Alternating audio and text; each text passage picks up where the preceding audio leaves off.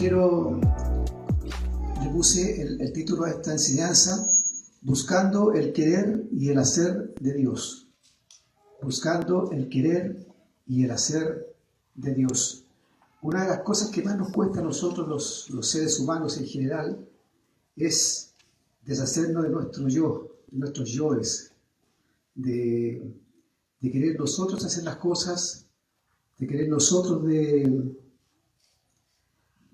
actuar, de hacer nosotros las cosas, porque somos seres pensantes, somos personas que tenemos inteligencia, que tenemos sabiduría humana, pero nosotros los hijos de Dios no debemos movernos con la sabiduría humana ni la inteligencia humana, sino que la palabra dice que debemos pedir la sabiduría e la inteligencia del Espíritu en nosotros, la sabiduría y la inteligencia de Dios para que podamos entender ese mundo invisible, para que podamos caminar en lo invisible, para que podamos caminar siendo lo que somos, hijos de Dios, seres espirituales, buscando el querer y el hacer de Dios. Y aquí, hermanos, hay un versículo que lo tenía contemplado en el fondo, que es en Filipenses capítulo 2, verso 13, que dice, Filipenses capítulo 2, verso 13 dice, porque Dios es el que en vosotros produce así el querer como el hacer por su buena voluntad. Él es quien produce en ti el querer y el hacer por su buena voluntad. Es importante que comiences a orar en eso en tu vida de oración, hermanos. Que comiences a pedir que ese querer y ese hacer de Dios lo produzca en ti.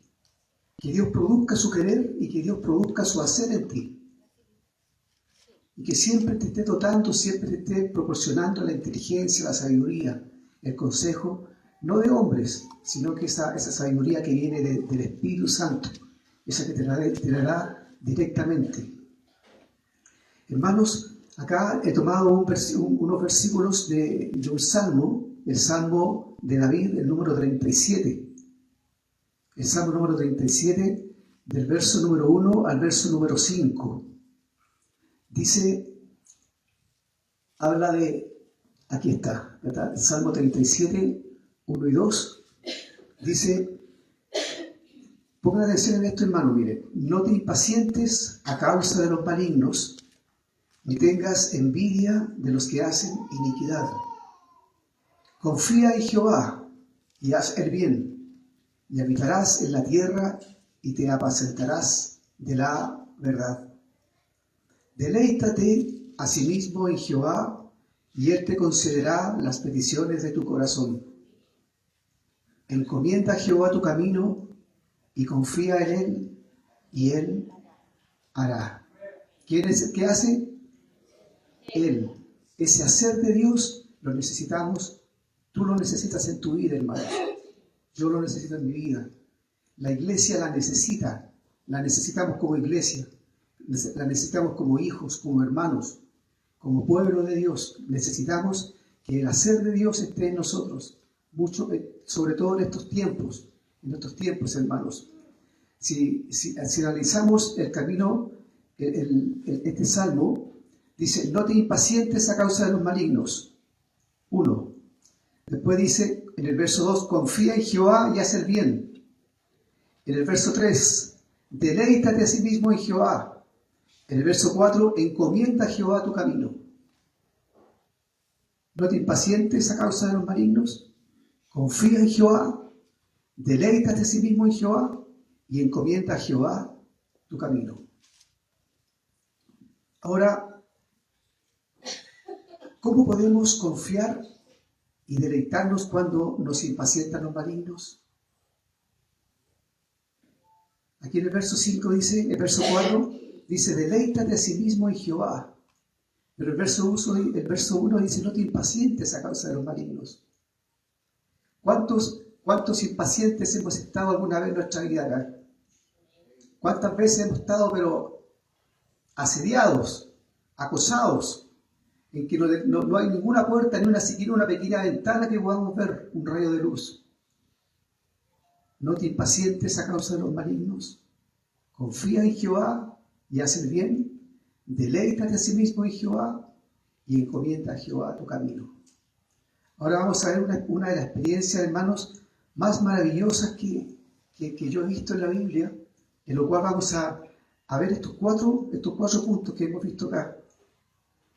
No te impacientes, confía, deleítate y encomienda. Vamos a ver cómo opera esto en la vida mundana, en la vida natural, en la vida de cada hombre. O sea, hermanos, entonces la pregunta era, ¿cómo podemos confiar y deleitarnos cuando nos sentimos rodeados de negros panoramas, de acontecimientos imposibles a nuestro Dios, a nuestros ojos? ¿Cómo podemos deleitarnos y confiar muchas veces en Dios? ¿Cómo podemos confiar en Dios cuando estamos totalmente atemorizados, totalmente asustados, sin salida? En el libro, en la carta a los Hebreos, en el capítulo 11, verso 27, habla de Moisés, y dice que Moisés, por la fe, salió de Egipto sin temer la ira del rey, porque se mantuvo firme como viendo al invisible. Dice que se mantuvo firme como viendo al invisible.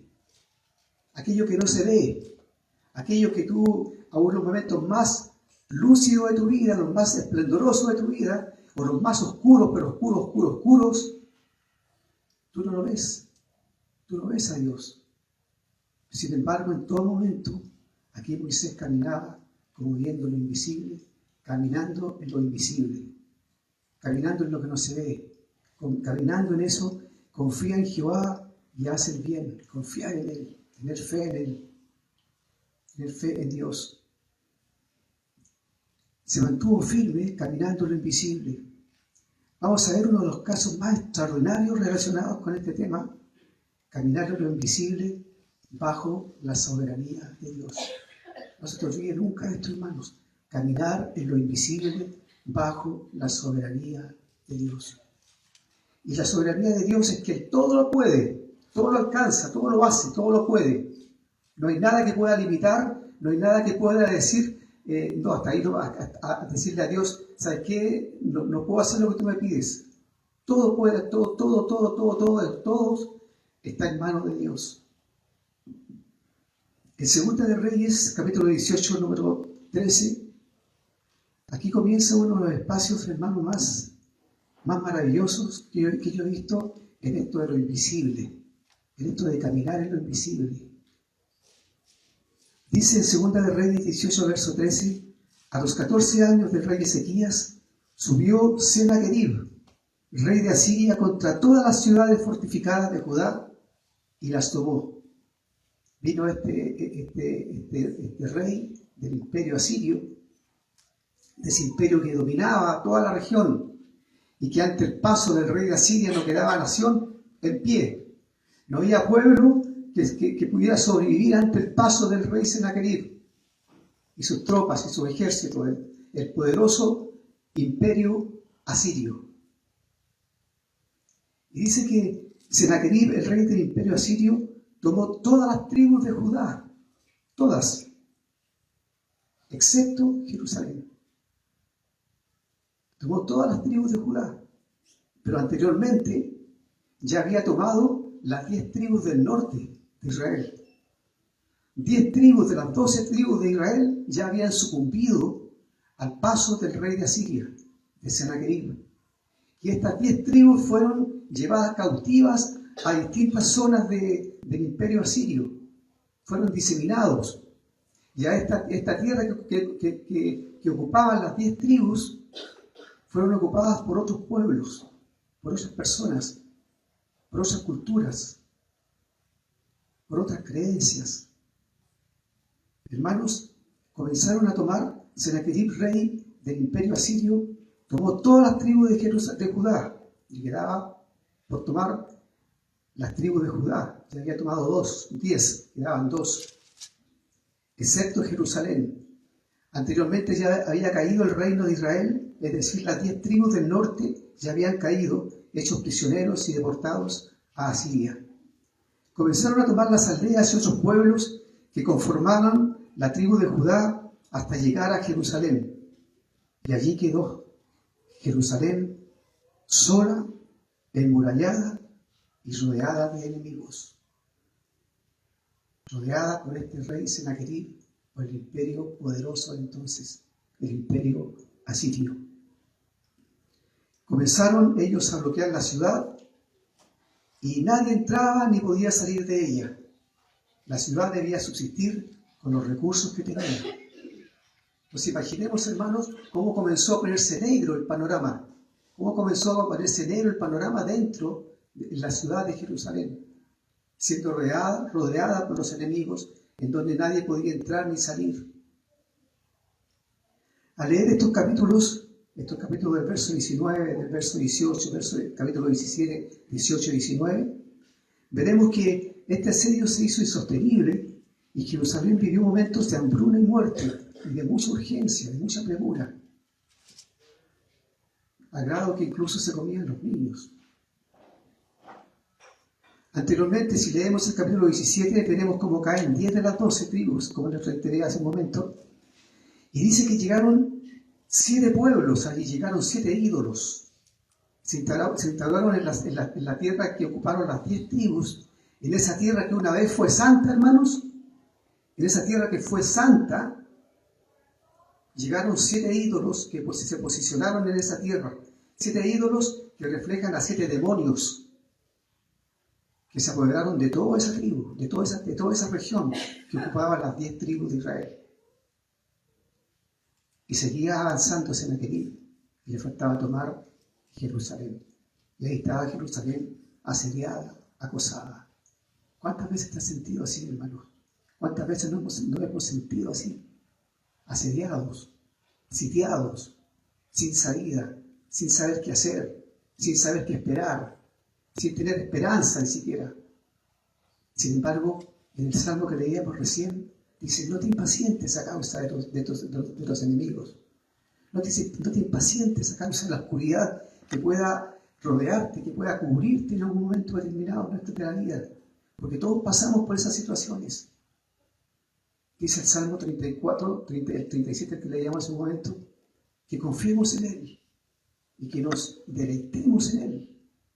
Y digo, ¿cómo será posible eso, lograr ese deleite en tiempos oscuros? ¿Cómo confiar realmente en tiempos oscuros y deleitarse de Dios? Confiar en Él, porque dice que Él hará. ¿Recuerda que leíamos un momento? Porque dice que Él hará. Y cuando confiamos, hermanos, nos vaciamos en Cristo, nos vaciamos. Ayer en la oración de la mañana, nuestra hermana, Amelia, nuestra hermana Amelia, dijo entre medio de su opinión que daba acerca de la palabra que compartió nuestro hermano Carlos Flower, dijo que resistir al diablo era resistir orando. Que resistir al diablo era ayunando. Que resistir al diablo era adorando a Dios. Que resistir al diablo era leyendo la palabra. Que resistir al diablo era buscando la comunión con el Señor. Y eso me quedó tan grabado dentro que me encantó escuchar esa palabra. Hermanos, una nación, 10 naciones que fueron santas, con un propósito, con un objetivo de Dios, con una misión de llenar la tierra del nombre de Dios, del pueblo de Dios, con una misión de santificarlo todo, lo habían perdido todo. Y esa tribu, toda esa región, ahora era un dominio de 7 ídolos, 7 demonios que se apoderaron de toda esa región, de la tierra que una vez fue santa. Y el pueblo que fue santo una vez perdió lo que fue y dejaron de ser lo que eran. ¿Por qué? Porque se impacientaron por sus enemigos, porque no confiaron en Dios, porque no se deleitaron en el Señor y porque no se vaciaron en Cristo, porque no dejaron que Jesús, no dejaron que el Señor, no dejaron que Dios, que el Espíritu Santo hiciera su hacer en ellos. Hermanos, Tenemos que vaciarnos en Dios y buscar que Él produzca en nosotros su querer y que produzca su hacer en nosotros, en tu vida. Pídele a Dios en tu vida de oración. Hermanos, a lo mejor no ves nada en este momento, qué puedes pedir ni qué puedes hacer, pero dile a Dios que produzca en tu corazón, en tu voluntad, en tus pensamientos, en tus sueños, en tu despertar, en tu caminar diario, que produzca el querer y el hacer. Y no nos daremos ni cuenta, hermano, cuando vas a estar sirviendo, cuando vas a estar dando un pan a alguien, cuando vas a estar tendiendo de la mano a alguien que está caído. Y te vas a dar cuenta, hermano, que la oscuridad ya no es tan negra.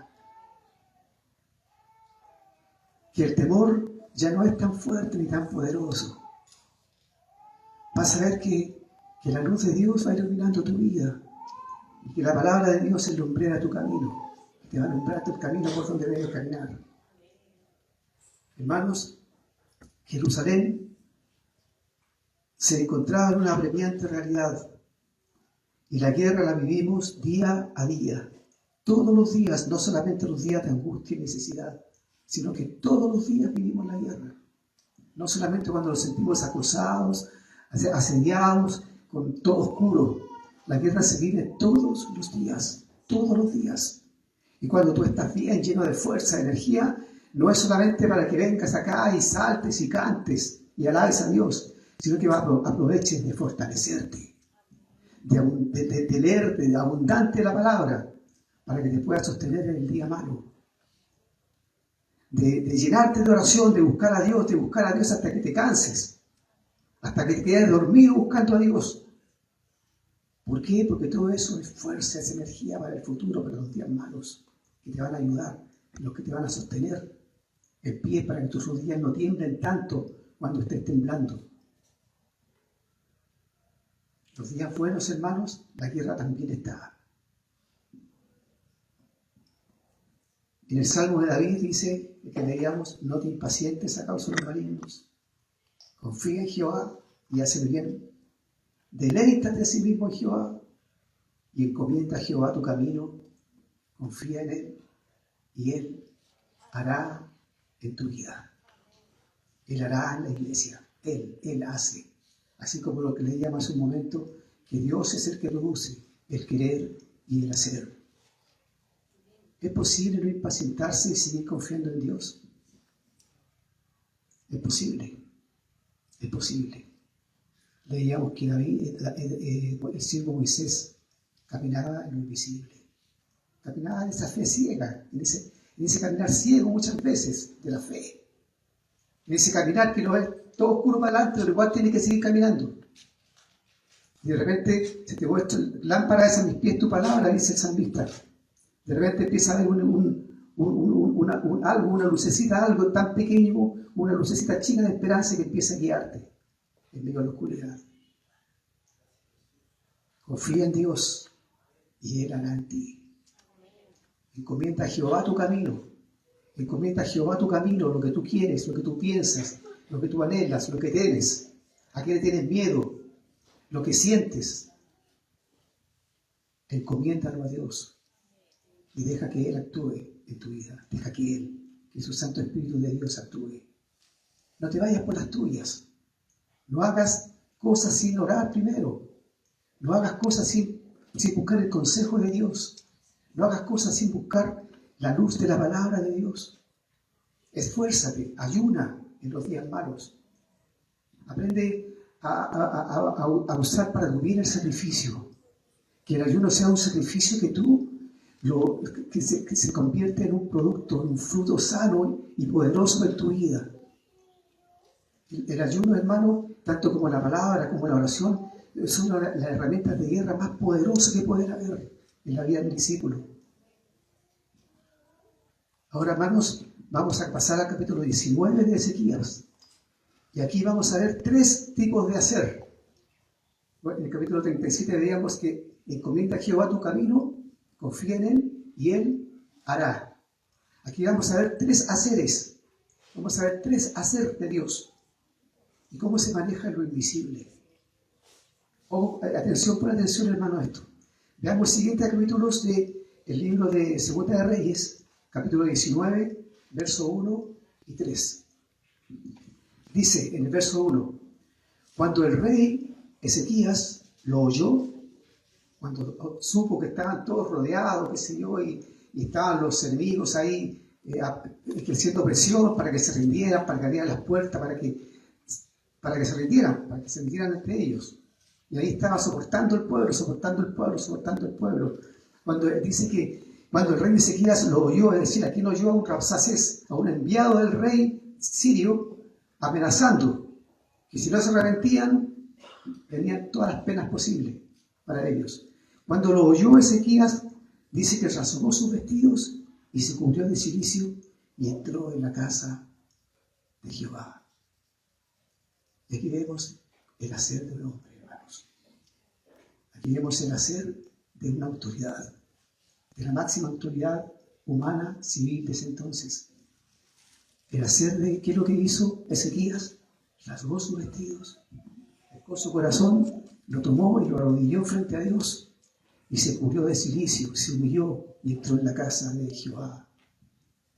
Dice, y envió a Eliakim, mayordomo en el verso 2, a Sebna, escriba, y a los ancianos de los sacerdotes cubiertos de cilicio, al profeta Isaías, hijo de Amós. Entró allí, se humilló, se cubrió de cilicio, recibió palabra de Dios, recibió el querer de Dios en su corazón y actuó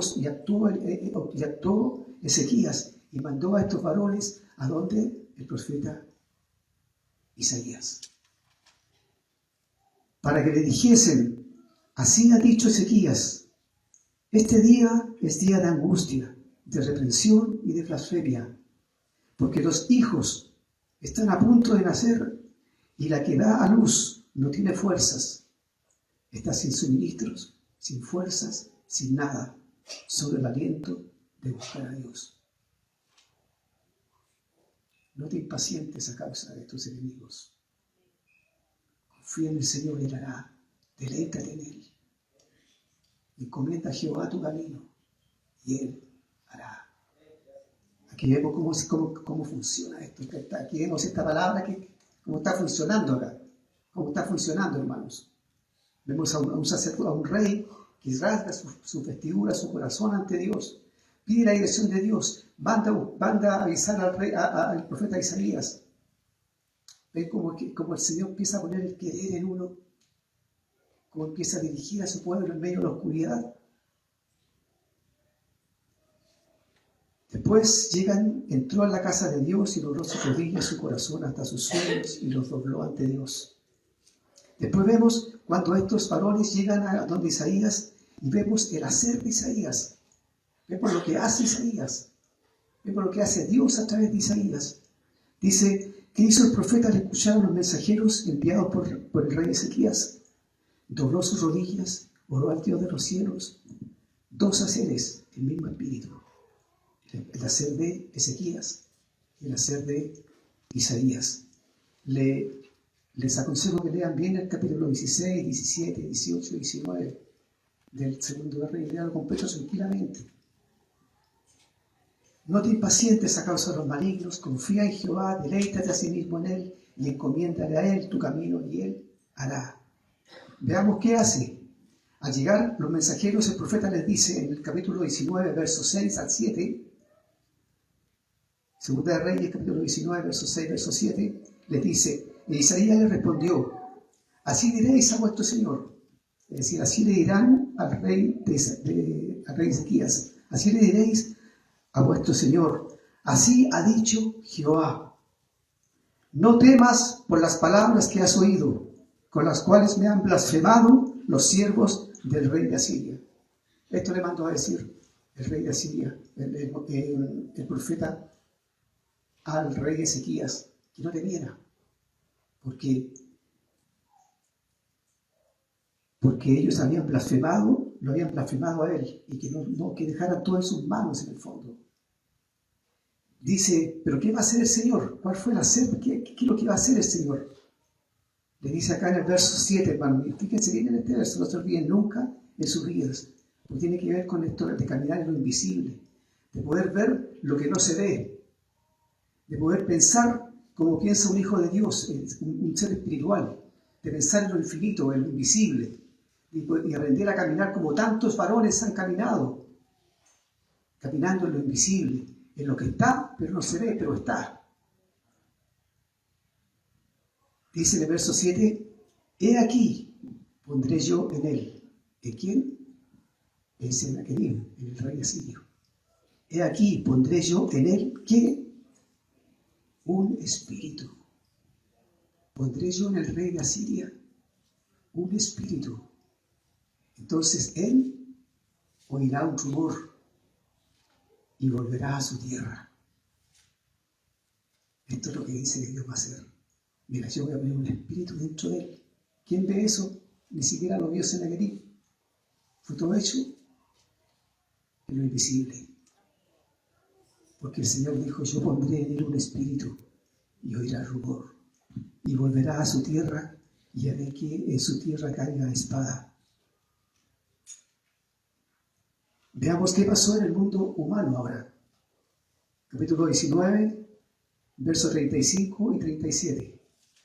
La versión que lean completo, hermanos, el trabajo de bien completito, para que comprendan la magnitud esto de la soberanía de Dios, cómo la soberanía de Dios se mueve y cómo los seres humanos, la mayoría de los seres humanos, vivimos ajenos a ese mundo, a ese ser espiritual que se mueve ante nuestros ojos, pero no lo vemos.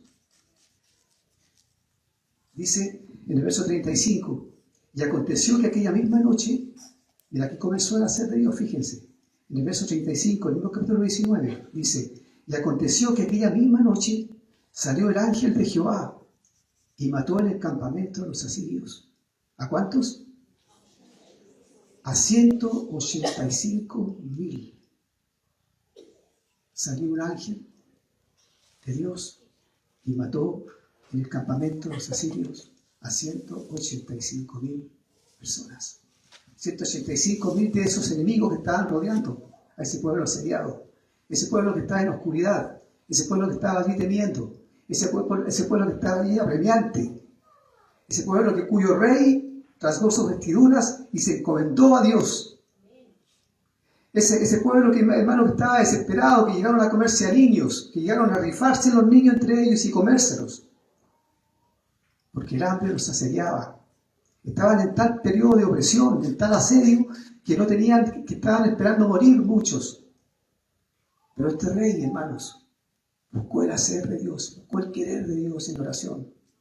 Y rasgó sus vestidos y se llenó de cilicio. Y oró a Dios buscando su querer y su hacer. Manda donde el profeta Isaías. El profeta Isaías nuevamente lo mismo. Le dice, mira, anda, el Señor ha dicho así. Yo voy a liberarlos. Y yo pondré en el rey de Asiria un espíritu y va a haber un rumor y se lo van a llevar a todos. Y ustedes no van a tener que mover ni un pelo. Porque todo lo hace Él. Pero invisible. Y aconteció, dice en el verso 36, entonces Senaquerib, cuando vio, ¿cierto? Aconteció que aquella misma noche, en el verso 35, salió el ángel de Jehová y mató en el campamento de los asirios a 185,000 personas. Y cuando se levantaron por la mañana, he aquí todo era cuerpo de muertos. Entonces Senaquerib, rey de Asiria, se fue y volvió a Nínive, donde se quedó. Humanamente decimos que Senaquerib, rey de Asiria, se fue, dice, y volvió a Nínive, donde se quedó. ¿Pero por qué se fue? ¿Él se dio cuenta por qué se fue? No se dio cuenta por qué se fue.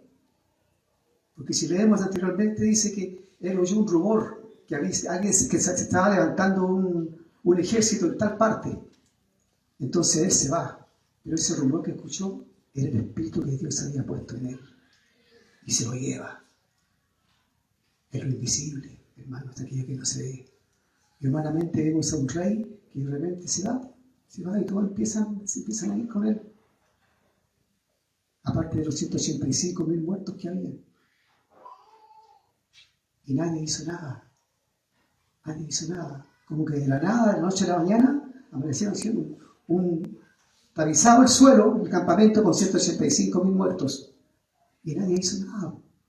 Nadie se movió. Ni ellos, ni el pueblo de Dios. Y él de repente oye un rumor. El Espíritu de Dios se había puesto en él y se lo llevó. Y en el verso 37, ¿qué dice?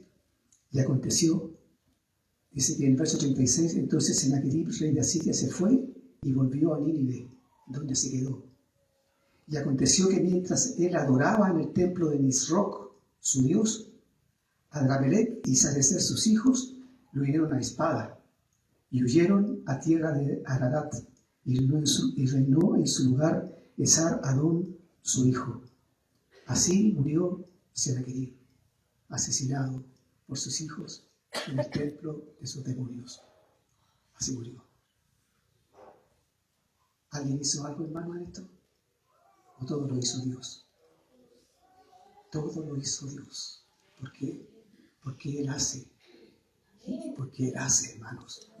Porque encomienda a Jehová tu camino y Él hará. Él es poderoso, hermano, porque es invisible. Y Él trabaja en lo invisible. Y así como Moisés leíamos en un momento ahí en Hebreos, hermanos, que Él caminaba como viendo lo invisible, también tenemos que caminar nosotros en este mundo espiritual, que está acá, que está aquí, pero que lo vemos. Y que no podemos muchas veces dejar de movernos humanamente. Pero está ese mundo invisible que actúa sobre toda la humanidad, que actúa sobre Dios, sobre todos nosotros, pero es Dios actuando. Y no hay fuerza capaz, hermano, que pueda irse en contra de Dios. Ahora, ¿por qué creen ustedes, hermanos, que murió de esta forma Sennacherib?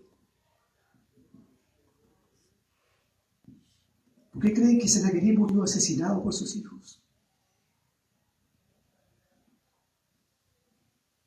En el capítulo 19, en el verso 22, miren, escuchen esto, hermanos, ahí me produce un estremecimiento cada vez que lo leo, y una emoción que muchas veces no la puedo aguantar. Dice, en el verso 22, ¿a quién has vituperado y blasfemado? ¿A quién has vituperado y blasfemado? ¿A quién y contra quién has alzado la voz? Está hablando del rey Sennacherib. Está hablando del rey Sennacherib, hermano, de ese imperio asirio, del imperio más poderoso que había en ese momento, que no había pueblo, nación. Ya, ¿cuántas naciones había derrotado? No había pueblo ni nación capaz de poder enfrentarlo. Todos eran derrotados por este imperio asirio. Pero Dios, solo invisible, lo derrotó. ¿A quién has vituperado y blasfemado? Le pregunta. ¿Y contra quién has alzado la voz y levantado en alto tus ojos? ¿Contra quién dice? Contra el Santo de Israel. Contra el Santo de Israel, hermanos. ¿Y quién es el Santo de Israel? ¿Quién es el Santo de Israel, hermanos? ¿Quién es? Dios. ¿Quién es el Santo de Israel? Jesucristo, el Señor de señores. Tu Padre, tu Hijo, tu hermano. Él es que te dio una vida nueva, hermanos, para que tú aprendas a vivir como un hijo de Dios. Para que no seamos como esas 10 tribus que fueron arrebatadas con un propósito, con una misión de santificar la tierra, de poblar la tierra con el nombre de Dios. Llenaron 7 demonios y los echaron fuera. Para que tú no seas lo mismo, hermanos. Está la palabra de Dios, para que no seamos lo mismo igualmente que ellos. Hermanos, la guerra es cada día, día a día. Y este hombre se atrevió a irse en contra del Santo de Dios, contra el Santo de Israel. Se atrevió a irse contra Jesucristo, el Señor de señores. Y este Jesucristo, el Señor de señores, es tu Señor, es quien te redimió. Y es el que te da vida. Y es por eso tú estás aquí, hermanos. Y no desperdicies el tiempo de vida que Dios te ha dado. Esfuérzate, esfuérzate. Deleítate en tus días de tu oscuridad. Confía en el Señor. Encomienda a Él tu camino para que Él haga en tu vida. Ora a Dios cada día para que Él produzca su querer y produzca su hacer en ti. Para que seas un hijo y te muevas conforme al querer y al hacer de Dios. Hermanos, si el Santo de Israel está contigo, ¿quién contra ti? Si el Santo de Israel, el poderoso, el único, el que se maneja y controla todo lo invisible, todos los reinos. No hay imperio capaz que pueda enfrentar al Santo de Israel. Y si dice Santo de Israel está contigo, ¿quién contra ti, hermanos? ¿Quién contra ti? Nadie. ¿Quién contra ti? Nadie. ¿Por qué? Porque Jesucristo es el Señor de tu vida. Porque Jesús es el Señor de señores. Porque Jesús es nuestro Redentor. Porque Él es nuestro comandante, Él es nuestro general, Él es nuestro líder, Él es nuestro todo. Amén. Amén, Señor Jesús. Gracias, Padre.